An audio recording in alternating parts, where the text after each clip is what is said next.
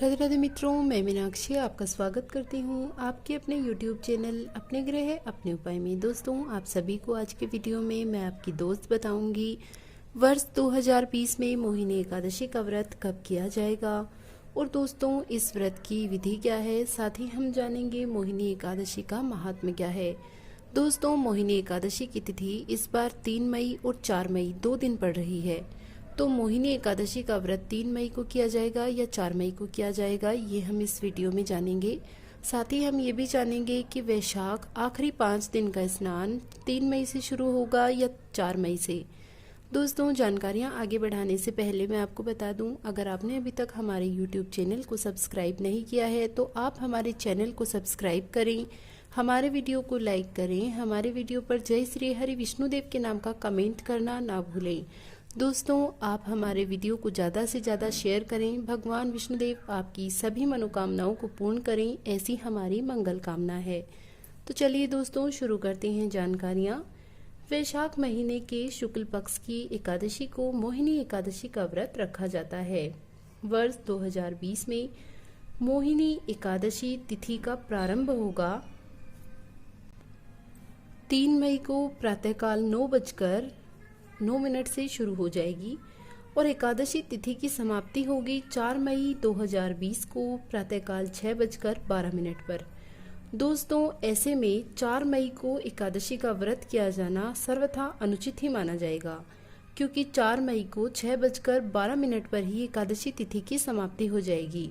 इसीलिए एकादशी तिथि का व्रत 3 मई 2020 को ही रखा जाएगा।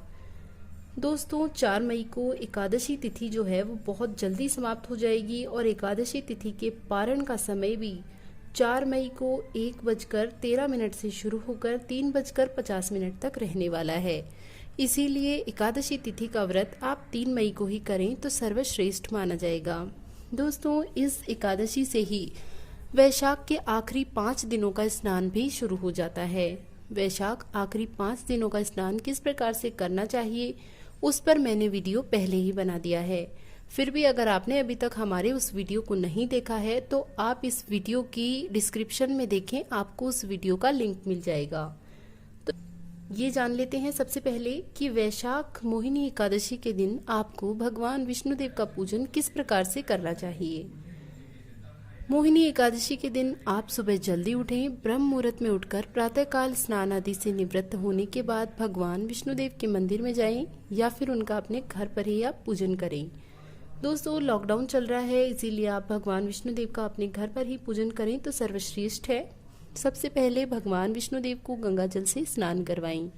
स्नान करवाने के बाद आप उन्हें पीले वस्त्र अर्पित करें, उन्हें पीले वस्त्र पहनाएं।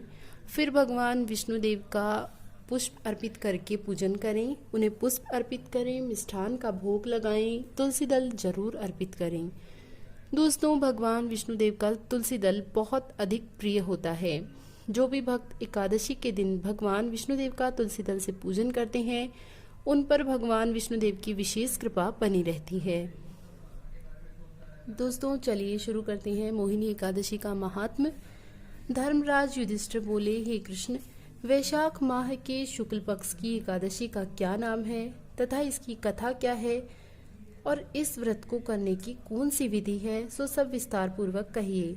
भगवान श्री कृष्ण बोले, हे धर्मनंदन, मैं एक कथा कहता हूँ जिसको महर्षि वशिष्ठ जी ने श्री रामचंद्र जी से कहा था। श्री रामचंद्र जी बोले, हे गुरुदेव, आप मुझे ऐसा कोई व्रत कहिए जिससे समस्त पाप और दुख नष्ट हो जाएं।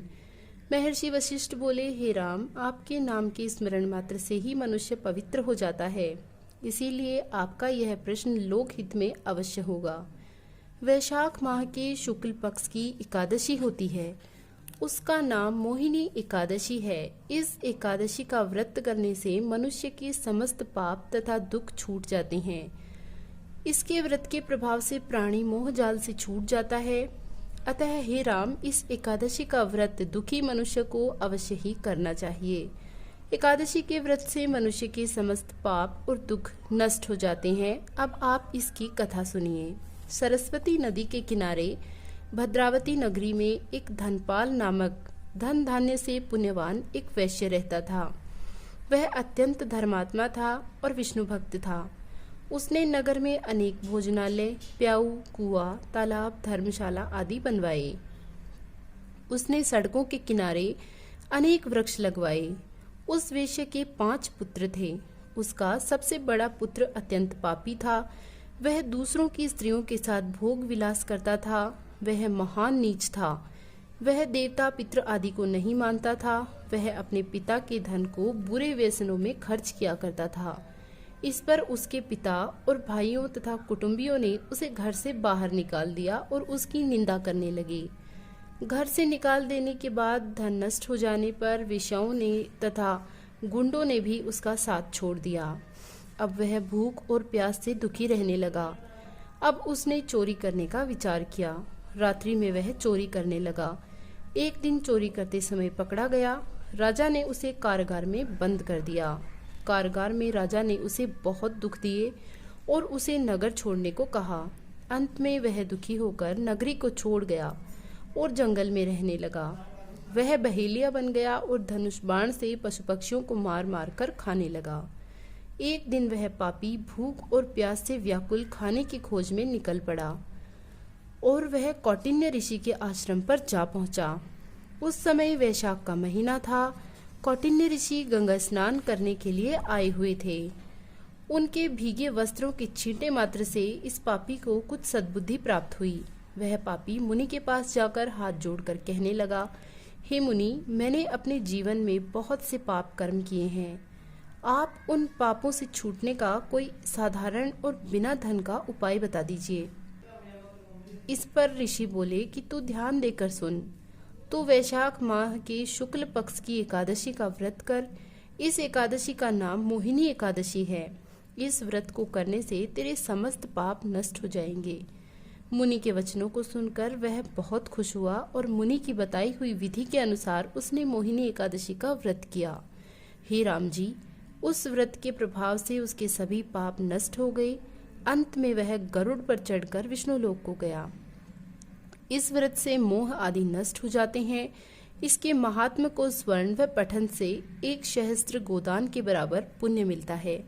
तो दोस्तों, ये थी मोहिनी एकादशी की व्रत कथा। साथ ही सभी जानकारियाँ मैंने आपको बताई हैं। अगर आपको हमारा वीडियो पसंद आए तो आप हमारे वीडियो को लाइक करें। हमारे वीडियो पर जय श्री हरि विष्णुदेव का कमेंट करना ना भूलें। भगवान विष्णुदेव आपकी सभी मनोकामनाओं को पूर्ण करें, ऐसी हमारी मंगल कामना है।